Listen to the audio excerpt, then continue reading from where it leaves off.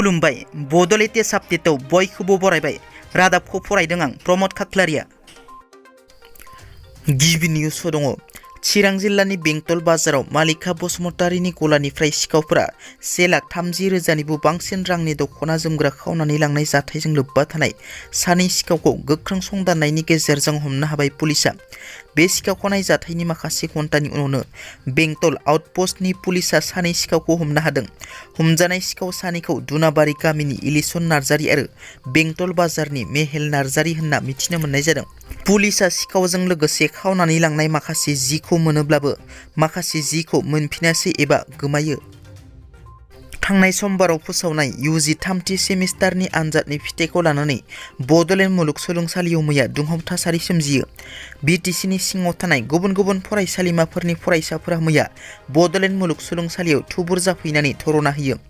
Bodoland university बयकट, जोंनो नाङा Bodoland university, Bodoland university बन्द खालाम, जोंनो नांगौ थार बिजिरनाय बायदि स्ल'गेनजों बड'लेण्ड मुलुगसोलोंसालिनि भाइस चेन्सेलरनि दरखं मोखाङाव अख्रां गोमख्राबजासे होज्रिखावो फरायसाफोरा। बावैसो सान सिगां BTCनि बारग' लेङाइ बुंथिगिरि नेर्सोन बर'आ समाजारि बिजोंनि गेजेरजों एबसुआनो UPPLआनो एबसु बुंनायखौ लानानै डिमाकुसि एबसुनि फिनजाथाय।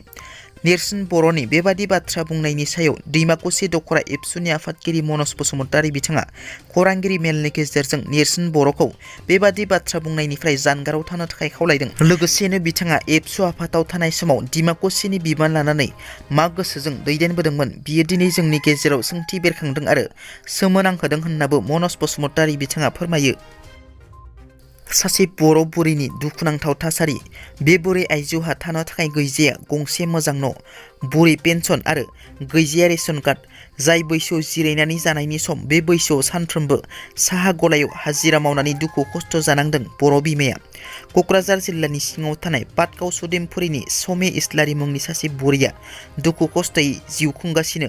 नखराव रावबो हौवा मानसि गैयिनि थाखाय गावनि उदैखौ सुफुंनो थाखाय सानफ्रोमबो साहा गलायाव हाजिरा मावनानै जानो गोनां जायो।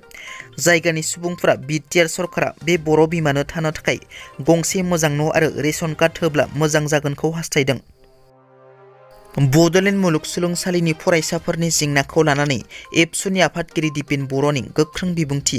फरायसाफोरा बुंदों इउनिभारसिटिया फिथाइ गाज्रि खालामदों आरो इउनिभारसिटिया बुंदों फरायसाफोरा मोजां आनजाद होआखै, बेखायनो फिथाइया गाज्रि जादों। मोननै फारसेथिं दाय होलायनाय थासारिया सोमजिदों। नंखाया अब्लासो क्लियार जागोन जेब्ला बेयाव तदन्त जागोन। एबसुआ दाबि होबोबाय थादों भाइस चेन्सेलरखौ बेनिफ्राय होखारनांगौ, एग्जामिनेसन कन्ट्रलारखौ होखारनांगौ आरो जेब्लासिम बिसोर सानैया थागोन बड'लेण्ड सोमावसारनायनि थैजों शहीदनि बिनिमयाव मोननाय बड'लेण्ड इउनिभारसिटिनि स्टेटास मान मर्यादाया गाहायाव थांगोन आरो बिथांमोना इउनिभारसिटिखौ धंस' खालामनायनि षड़यन्त्र खालामदों आरो इउनिभारसिटिखौ धंस' खालामनानै बर' हारिनि उन जोलैनि भबिष्यतखौ धंस' खालामनो नागिरदों। बेखायनो एबसुआ फैगौ 7 खालार खालि बिनि न्याय आरो बिसोर सानैखौ होखारनांगौनि आरो बिनि सायाव स्पेसियेल इनकुवारि जानांगौनि एबसुआ इउनिभारसिटि खेराव हाबाफारि लानाय जागोन होनना बुंथियो दिपेन बर' बिथाङा। पाकिस्ताननि बारग' गाहाय मन्थ्रि इमरान खाननि सायाव सोरबा सिनाय मोनै दुथांफोरा गाग्लोबना गुलि गावदों। बे गाग्लोबनाय जाथायाव इमरान खानजों लोगोसे सा 9 सुबुंफोरा जखम जायो। मख'नो गोनांदि पाकिस्ताननि बारग' गाहाय मन्थ्रि इमरान खानआ बे साननैसो आजाद मार्च खालामबाय थानाय बायदिनो मैयाबो खालामबाय थानाय समावनो बारग' गाहाय मन्थ्रिखौ गाग्लोबो दुथांफोरा। बारग' गाहाय मन्थ्रिखौ गाग्लोबग्रा दुथांखौ हमनो हायो। बे गाग्लोबनायाव बारग' गाहाय मन्थ्रि इमरान खाननि आथिङाव गुलि नांदों होननानै खौरां मोननाय जादों। दिनैनि रादाबा एसेनोसै। नोंथांमोना जुदि आंनि रादाबखौ खोनासंनानै मोजां मोनदोंब्ला अन्नानै लाइक, शेयार आरो साबस्क्राइब खालामनो दाबाव। गोजोन्थों।